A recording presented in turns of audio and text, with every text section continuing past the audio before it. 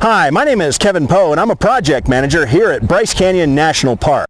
And this is our new solar array. This array will save us, and by extension the American taxpayer, $40,000 a year in electric bills.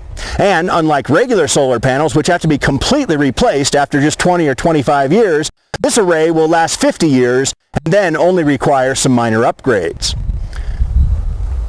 Concentrating photovoltaic technology is all about magnification. I'm holding here in my hands a Fresnel lens, which works like a gigantic magnifying glass, only with 900 times the magnification. So the light strikes this lens and then travels through this small little metallic chamber. It looks kind of like a kaleidoscope, concentrating down onto a very specialized type of solar chip.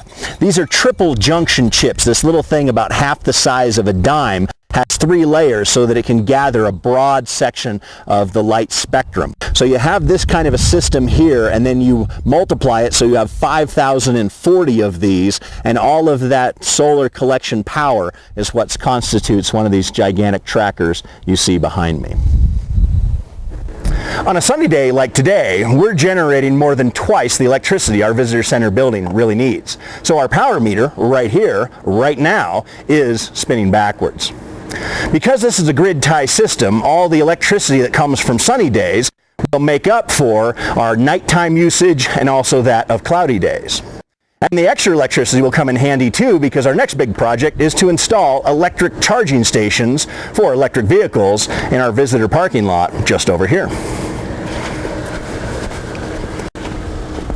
And imagine the photo opportunity. How great would it be to park your electric vehicle here and take a picture of it being charged by the Bryce Canyon Solar Array? This could become the most famous charging station in America, or maybe even the whole world.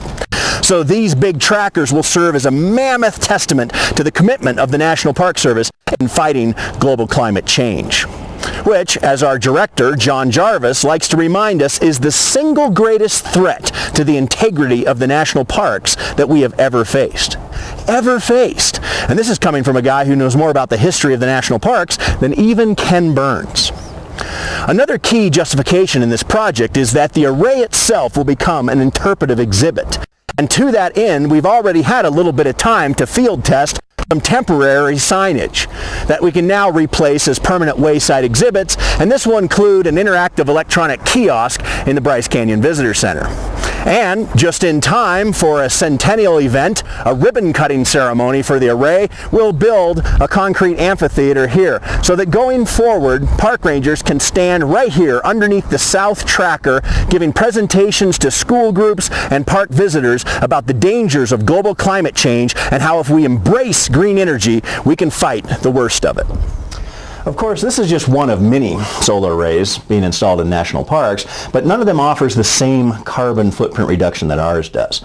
On just 1/3 acre of land out there, that array provides the equivalent of taking 65 cars off the roads. What's more, anybody on planet Earth can monitor the array's output, comparing energy generated to what the building actually uses. And this is important because employees like me working in the building can use this as a biofeedback aid. For example, I see right now we're not quite there, but I can do this. Okay, that's done it. Now we're carbon neutral again. Of course, there were some trade-offs involved. To reduce shading on the array, we had to remove 70 ponderosa pines. In fact, even when you include the amount of carbon that went into the manufacturing and the transport and the installation, plus 2.5 centuries of those trees' carbon storage, this array could still cancel all of that out in just 4 months of operation. Oh, I can see now that the sun's fully up, so I guess it's time for the 3 of us to go back to work, meet in my office, and these 2 dual-axis trackers to keep tracking the sun.